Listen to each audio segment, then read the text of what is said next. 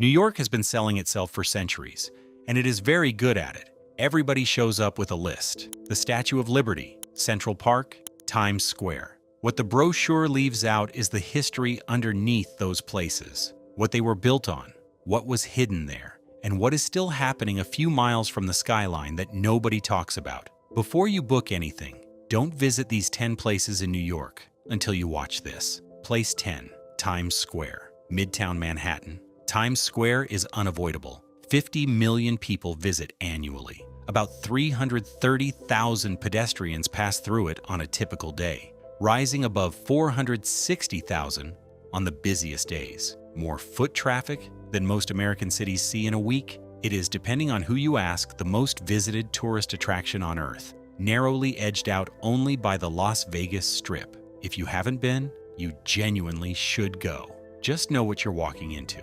The area was originally called Longacre Square and functioned as the center of New York's horse carriage industry. By the 1890s, it had already gained a reputation for vice and illicit activity. It got its current name in 1904 when the New York Times moved its headquarters to the newly built One Times Square, a building that, paradoxically, is today almost completely unoccupied despite being surrounded by some of the most expensive real estate on the planet. The newspaper moved out just 8 years after naming the square, but the name stuck. From the 1960s through the late 1980s, Times Square was genuinely dangerous, a concentration of porn theaters, sex shops, drug trafficking, and crime that made it a no-go zone for many New Yorkers. The cleanup began in the 1990s under Mayor Rudy Giuliani, who pushed out low-income residents and businesses and replaced them with chain stores and tourist attractions. Critics called it the Disneyfication of Times Square.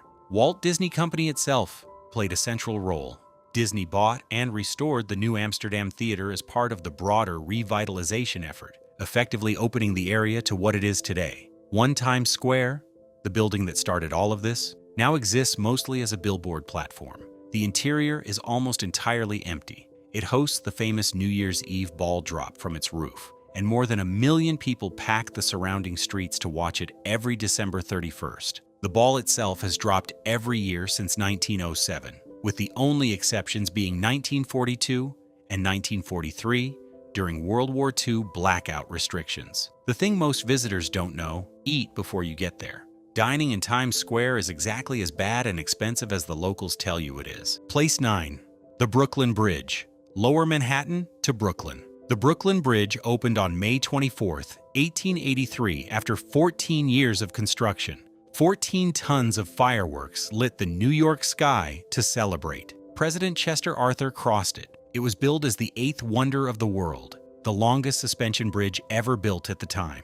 It is genuinely beautiful, and walking across it is one of the better free things to do in the city. What most people crossing it in their running shoes don't think about is what it cost to build. The first casualty came before a single stone was laid. John Augustus Roebling, the German-born engineer who designed the bridge, was surveying the site in June 1869 when a boat crushed his foot against a piling. His toes were amputated. He died of tetanus 3 weeks later. His son Washington took over as chief engineer, and Washington later collapsed from caisson disease, what we now call the bends, after spending too long working in the pressurized underwater chambers used to set the bridge's foundations. Washington survived but was bedridden for much of the final decade of construction, directing work from his window in Brooklyn Heights through his wife Emily, who became the de facto chief engineer, and crossed the bridge first on opening day. Between 27 and 40 workers died during construction, depending on which account you trust. Estimates vary because no one bothered to keep a reliable list. As First Assistant Engineer C.C. Martin told the Brooklyn Eagle at the time, "Had we thought so many would have been injured, we would have kept a list, but we never imagined anyone would be hurt." More than 100 workers developed the bends from working in the pressurized caissons, many of them suffering lasting disabilities. The bridge also had Boss Tweed's fingerprints on it from the beginning. William M. Tweed, the infamously corrupt head of Tammany Hall, arranged up to $65,000 in bribes to city aldermen to secure backing for the initial bond issue, then became a major stockholder in the bridge company and positioned himself to skim money from construction contracts. He was arrested in 1871 before he could fully execute the scheme, one of the few times New York's political corruption actually had a consequence. Walk the bridge. It's worth it. Just know whose labor you're standing on. Place 8. Ellis Island, New York Harbor. 12 million immigrants passed through Ellis Island between 1892 and 1954. It is the gateway through which a significant portion of the American population can trace their family's arrival in the United States. The museum is excellent. The history it presents is important. What is less frequently discussed is that Ellis Island's second act was considerably darker than its first. After the Emergency Quota Act of 1921 and the Immigration Act of 1924 drastically reduced immigration numbers, Ellis Island's role shifted. It was no longer primarily a gateway. It became a detention center. Immigrants flagged for medical or legal issues had always been detained there, but after 1924, the island was used mainly to hold people awaiting deportation or processing decisions that could take weeks or months. During both World War I and World War II, the facility also held enemy aliens and prisoners of war. The last detainee left the island on November 12, 1954, a Norwegian merchant seaman named Arne Pedersen, who had overstayed his shore leave. The medical inspection process, which most people know vaguely as the line of hopeful immigrants, was not a gentle procedure. Doctors watched arrivals climb the stairs from the baggage hall, specifically looking for signs of limping, labored breathing, or mental confusion. Those flagged, marked with chalk on their clothing, were pulled aside for further examination.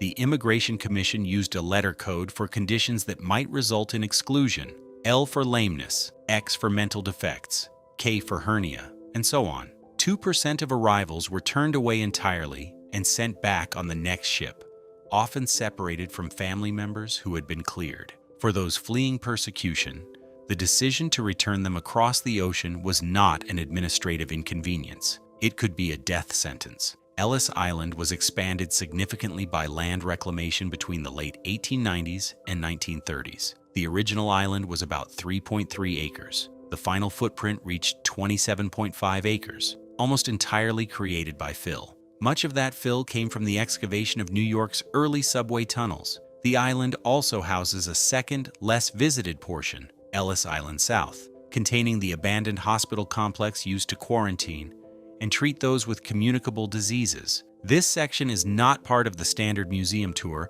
but can be accessed through a limited hard hat tour program that takes small groups through the deteriorating wards, operating theaters, and isolation buildings. The ruins are extraordinary and genuinely eerie, and the tour is one of the better-kept secrets in New York Harbor. Place 7. Roosevelt Island, East River, Manhattan. Roosevelt Island is a thin sliver of land in the East River between Manhattan and Queens.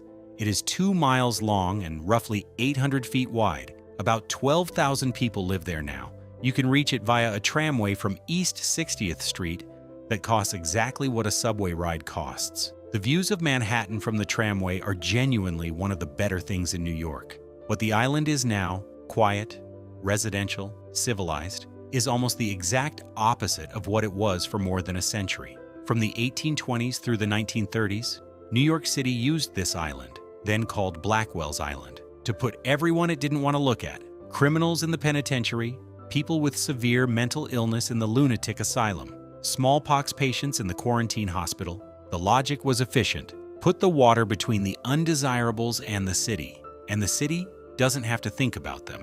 In 1887, journalist Nellie Bly feigned insanity to get herself committed to the Women's Lunatic Asylum, which operated out of the building that still stands on the island's north end, now converted into a luxury apartment complex called the Octagon. Her report, published as 10 Days in a Madhouse, described a facility where patients were routinely choked, beaten, and harassed by staff. She called it a human rat trap. Her investigation directly led to a $1 million increase in the Department of Public Charities budget and significant reforms in the treatment of institutionalized patients. The Renwick Smallpox Hospital ruins still stand at the island's southern tip, a Gothic shell of a building, crumbling and fenced off, built in 1856 to quarantine patients during a smallpox outbreak. It is genuinely striking and genuinely inaccessible. The ruins are a New York City landmark. You can walk up to the fence and look at them for free. Charles Dickens visited the island in 1842 before Nellie Bly's investigation and wrote in his American notes, "Everything had a lounging, listless, madhouse air, which was very painful. The moping idiot, cowering down with long, disheveled hair, the gibbering maniac, with his hideous laugh and pointed finger, the vacant eye, the fierce, wild face. There they were all without disguise, in naked ugliness and horror." Today, a monument to Nellie Bly stands on the island, honoring the woman who told the truth about what was happening there. Place 6, Hart Island, Long Island Sound, Bronx. Hart Island is a 131-acre island in the Long Island Sound, at the eastern edge of the Bronx, visible from City Island. At least 1 million New Yorkers are buried there. They are in numbered trenches, stacked 3 coffins deep, in plots holding 150 adults each. There are no headstones. For most of the island's history, the graves were dug by inmates from Rikers Island, who were transported to the island by ferry. The island has been New York City's Potter's Field, its burial ground of last resort, since 1869. The first person buried there was 24-year-old Louisa Van Slyke, described by the New York Times as having been born at sea and died alone at Charity Hospital. She would have company soon enough. Since then, the island has received the unclaimed dead of New York, the poor, the unidentified, infants and stillborn babies, and those whose families could not pay for burial. Roughly a third of annual burials are infants. The Potter's Field is also used to dispose of amputated limbs, which arrive in boxes marked limbs. In 1985, the city buried the first people to die of AIDS in New York, in individual graves at the island's southern tip, separated from the rest of the cemetery. At the time, citing fears about transmission from corpses that we now know were completely unfounded. Some of those graves remain unmarked. The first AIDS-related infant to die in New York City is buried there, recorded in the logs as special case, Baby 1. During the early months of the COVID-19 pandemic in 2020, drone footage showed bodies in coffins being buried in mass graves on Hart Island. The images circulated internationally. New Yorkers were disturbed to discover what had been happening on this island, visible from the water, for 150 years. More than 2,000 people were buried there in 2020 alone, more than double the previous year's total. You cannot visit Hart Island freely. Visits to grave sites are permitted twice a month for those who can document a family connection and require advanced scheduling. The chaplain who serves the island, Justin von Bujdas, described it as a shadow of New York City, reflecting the lives of people who live on the margins, the homeless, the sickly, the neglected, the forgotten, and overworked. Place 5, Niagara Falls, Niagara County, Western New York. Niagara Falls is one of the most recognized natural wonders on Earth. About 3,160 tons of water flow over the crest every second. It's enormous. It's loud. The mist reaches you before you see the falls themselves. If you are going to Niagara Falls and you think you're going to experience the full thing from the New York side alone, that is the first thing you should fix before you go. The view from the New York State side, from Niagara Falls State Park, America's oldest state park, established in 1885, is angled. You are looking at the falls from the side. You get close to the Bridal Veil Falls and the American Falls, and the Cave of the Winds experience puts you directly beside the cascading water at close range, which is extraordinary. But the panoramic view that appears in every photograph and piece of Niagara Falls marketing, the full front-face shot of the Horseshoe Falls, which carries about 90% of the Niagara River's total flow. That view is from Canada. If you don't bring a passport, you cannot cross. If you cross without a passport and return, you will have a bad day at the border. The Rainbow Bridge between the two countries requires valid identification to cross in both directions. The Canadian side of Niagara Falls, Ontario, is a different experience entirely. It is louder, more commercial, more Las Vegas than State Park, with a casino and a Ferris wheel visible from the water, and the full panoramic view of the Horseshoe Falls that the New York side cannot offer. Most serious travelers go to both. The New York side offers superior nature access, hiking trails, Goat Island, the Three Sisters Islands in the rapids above the falls. Ontario offers the better view and significantly more entertainment infrastructure. What neither side tells you prominently, the water flow over the falls is controlled by treaty between the United States and Canada. During daylight hours in peak tourist season, the flow is maximized. At night and in winter, a significant portion of the river is diverted to hydroelectric generation. The falls you're watching during the day are performing.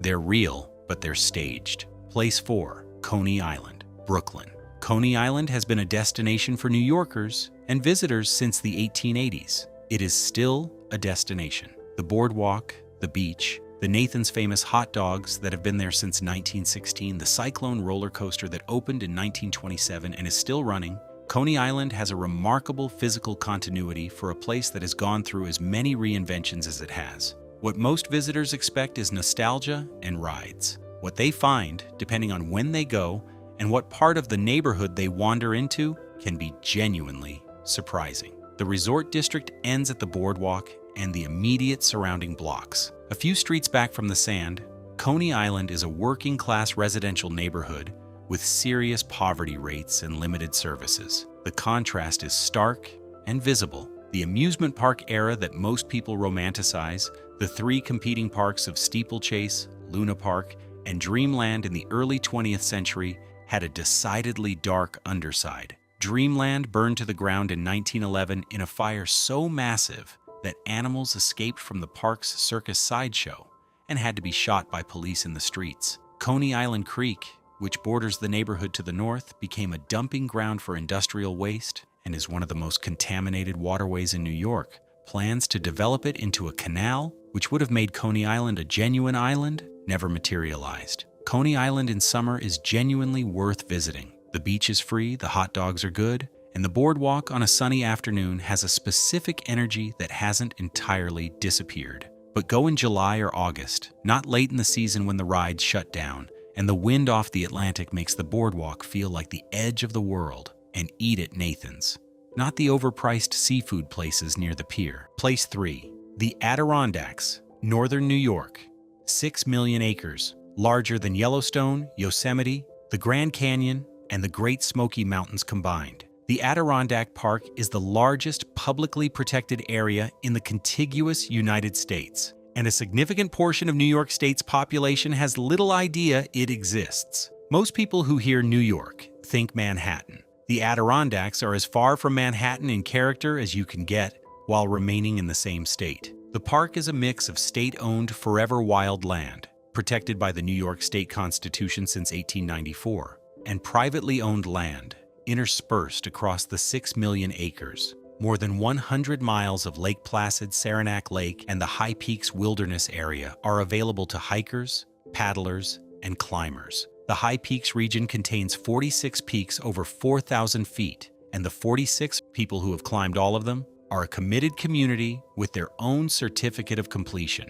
What you need to know before you go: the Adirondacks are genuinely remote in ways that surprise people who don't prepare for them. Cell service drops off dramatically outside of villages. Trails to high peaks are strenuous, often significantly more than the listed mileage suggests, and the weather changes fast. People get into serious trouble on Adirondack peaks every year, including in summer, because they underestimated the conditions and overprepared for the aesthetics and underprepared for the logistics. Bring more layers than you think you need. Check conditions before you leave. Tell someone where you're going. The park is extraordinary. The fall foliage alone is worth the trip. The fishing is excellent. The night skies, away from the villages with no light pollution, are unlike anything available within 200 miles of New York City. Just go prepared. Place 2, Gettysburg. Wait, wrong state. The General Slocum disaster site, Hell Gate, East River. Most people know that Gettysburg was the bloodiest battle of the Civil War, but New York's deadliest disaster of the early 20th century happened not on a battlefield, but on a pleasure boat in the East River, and most New Yorkers have never heard of it. On the morning of June 15, 1904, more than 1,300 people boarded a steamship on the Lower East Side for a church picnic. By afternoon, over 1,000 of them were dead. It remains the deadliest disaster in New York City history. More deaths than the Triangle Shirtwaist Fire, more than the September 11th attacks on the city alone. And most New Yorkers cannot tell you it happened. The General Slocum was carrying members of St. Mark's Evangelical Lutheran Church, almost entirely women and children, from Kleindeutschland, Little Germany, the dense immigrant neighborhood that then occupied the blocks around East 6th Street. It was an annual outing, a tradition. Families dressed for a summer day on the water, children brought lunches, fire broke out near 97th Street. What happened next is where the story becomes something beyond tragedy. The captain, William Van Schaik, made the decision not to dock. He had the burning ship continue north through the water, feeding oxygen to the flames, because he was afraid of spreading panic on the Manhattan shore. By the time the Slocum ran aground at North Brother Island, the upper decks were fully engulfed. The lifeboats were wired into place and could not be launched. The life preservers, which had passed federal inspection, crumbled on contact. The cork inside had rotted to dust years before. Some passengers strapped them on and jumped into the river and sank immediately. Others burned. Most of the women were wearing the heavy layered skirts of the era and could not stay afloat. The water around North Brother Island turned dark. At least 1,021 people died. The number may be higher. The passenger manifest was never fully accurate. Van Schaik was convicted of criminal negligence, sentenced to 10 years, and pardoned after serving 3.5. The federal inspectors who had certified the safety equipment were never charged. What the disaster did to Kleindeutschland is in some ways the most quietly devastating part of the story. The neighborhood lost hundreds of its women and children in a single afternoon. The men who survived came home to empty apartments. Within 2 years, the community had effectively ceased to exist. Families relocated uptown, to the Bronx, to Brooklyn, unable to remain on streets that held nothing but the memory of who wasn't there anymore. One of the most vibrant immigrant enclaves in American history dissolved from grief. A small memorial sits in Tompkins Square Park in the East Village, a marble relief of a child's face, installed in 1906. It reads, "They were Earth's purest children, young and fair." Most people walk past it every day without stopping. If you find it, stop. Place 1.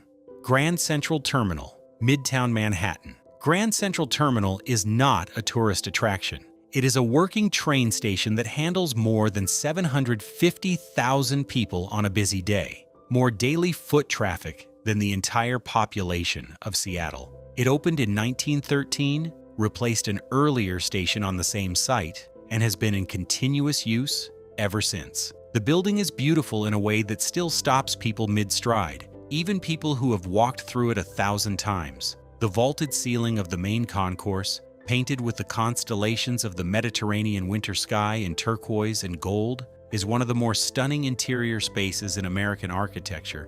You should go, but you should know what you're standing in, and what's above it, and what's beneath it, and how close it came to not existing at all. Start with what's above. Park Avenue runs straight and uninterrupted through Midtown until it doesn't. The terminal's architects designed the approach so that Park Avenue splits around the building, channeling traffic to either side, while the terminal sits at the center like the period at the end of a sentence. From a distance looking south down Park Avenue, Grand Central appears to be the avenue's terminus, the vanishing point toward which everything converges. It isn't. The avenue continues underground and emerges on the other side, but the illusion is deliberate and complete. The building was designed to be looked at. It still is. Now go beneath it. Most visitors experience one level of Grand Central: the main concourse, the lower dining concourse, maybe the subway platforms. What they don't know is that the terminal descends 6 stories below street level,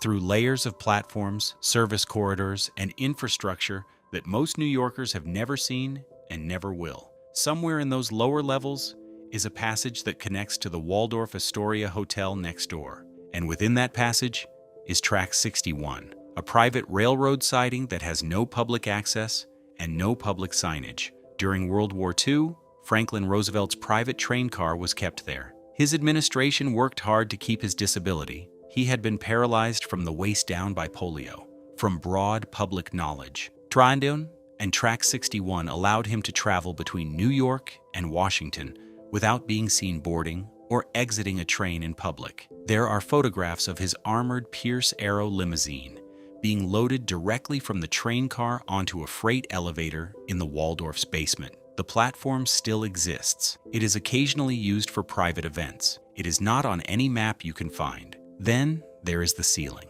Look at it when you arrive. The restored turquoise-green field of constellations overhead, lit by the clear-story windows that flood the concourse with natural light. Then find the northwest corner. There, intentionally preserved and never restored, is a dark rectangular patch where the ceiling was left as it was before the 1990s renovation, stained brown-black by decades of tobacco smoke and accumulated grime. The rest of the ceiling gleams. That patch does not. It was left there deliberately, as evidence of what the terminal had become before anyone decided to save it. It is one of the more quietly powerful things in New York, a building that kept its own scar on purpose. The terminal was nearly demolished. In 1954, the original Penn Station, a building many considered even more magnificent than Grand Central, was torn down to make way for Madison Square Garden.